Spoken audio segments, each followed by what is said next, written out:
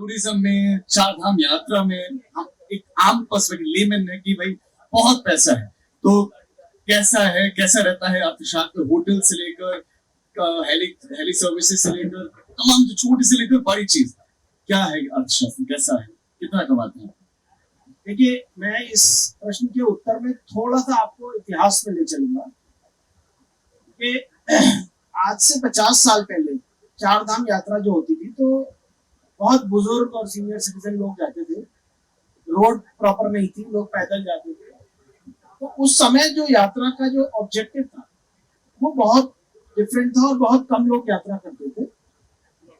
और उस समय यात्रा को लेकर कोई अर्थ का उद्देश्य नहीं, सिर्फ धार्मिक धर्म उद्देश्य था। जो रास्ते में उन लोगों के रुकने के पड़ाव भी थे, वो भी धर्मशालाएं चलती थी, जहां पर कि बिजनेस की तरह से उसको नहीं लिया जाता। धीरे धीरे जैसे समय बदला, ये सारी चीजें भी बदली हैं। और आज मैं कहूंगा कि चार धाम यात्रा उत्तराखंड का जो गढ़वाल क्षेत्र है, पूरे गढ़वाल क्षेत्र की अर्थव्यवस्था की बैकबोन नींव है। और पिछले कुछ वर्षों में, खासकर कोविड के बाद का जो समय था, कोविड के 2 साल यहाँ के लोगों को बहुत परेशानी हुई क्योंकि यात्रा नहीं हो पाई थी। लेकिन कोविड के बाद से मैं कहूंगा कि जो नुकसान कोविड के पीरियड में हुआ, वो गवर्नमेंट ने इतना एग्रेसिवली यात्रा को प्रमोट किया। और खासकर जिस तरह से प्राइम मिनिस्टर हमारे बार बार केदारनाथ बद्रीनाथ आ रहे हैं, पूरे केदारनाथ रीजन का रीडेवलपमेंट हो रहा है, उससे बहुत पॉजिटिव मैसेज गया है।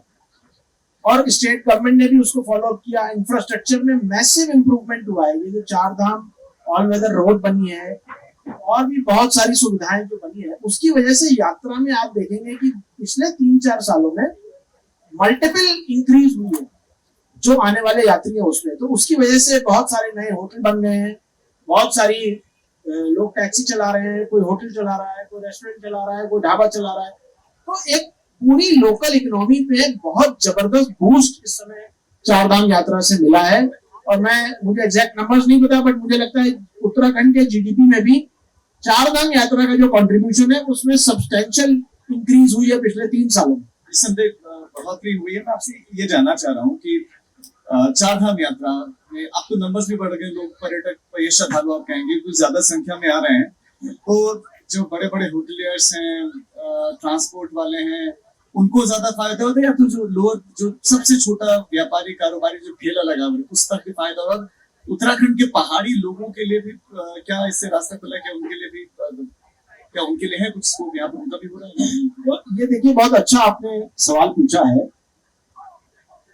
मैं कहूंगा कि इस यात्रा का जो कैरेक्टर है, आज से मैं यहाँ 15 साल से हेलीकॉप्टर ऑपरेट कर रहा हूँ। 2009 में हमने स्टार्ट किया था, तो मैंने पिछले 15-16 सालों की ट्रेजेक्टरी देखी है इस यात्रा की।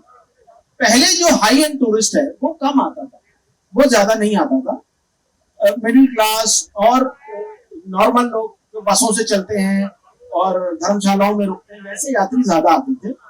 जैसे जैसे समय बदला, इंफ्रास्ट्रक्चर इंप्रूव हुआ, अच्छे ब्रांडेड होटल जाने लगे, तो हाई एंड टूरिस्ट जो है, जो पैसे वाला टूरिस्ट है, उसके भी अराइवल बढ़ने लगे हैं। तो मैं आपको बताऊंगा कि पिछले 4 सालों में मेरा अनुमान यह है कि लगभग 10,000 रूम ऐड हुए हैं पूरे गढ़वाल रीजन में, चार धाम सेक्टर में। और इस 10,000 रूम में 5 स्टार होटल्स भी हैं, 3 स्टार होटल्स भी हैं, 1 स्टार भी हैं, 5-5, 10-10 कमरे के लॉज भी हैं। और इसमें बहुत बड़ा फैक्टर, इनफैक्ट जो मेजॉरिटी है वो लोकल लोग हैं जिसके किसी के पास 2 नाली जमीन थी, किसी के पास 3 नाली जमीन थी। यानी कि छोटी छोटी लैंड होल्डिंग्स में किसी ने 6 कमरे बना लिए, किसी ने 8 कमरे बना लिए। उत्तराखंड गवर्नमेंट की बड़ी पॉजिटिव स्कीम्स हैं जिसके तहत आसानी से लोकल लोगों को लोन मिल सकता है। जैसे वीर चंद्र सिंह गढ़वाली योजना यहाँ पे चलती है। तो मैं देखता हूँ कि मैं जहाँ काम करता हूँ केदारनाथ एरिया में या बद्रीनाथ सेक्टर में, सैकड़ों लोगों ने इन योजनाओं का लाभ उठा के लोन लिया है और अपने घर की जमीन पे 4 कमरे, 6 कमरे, 8 कमरे बना दिए हैं और वो सब सीजन में बिल्कुल फुल रहते हैं। So every person is benefiting.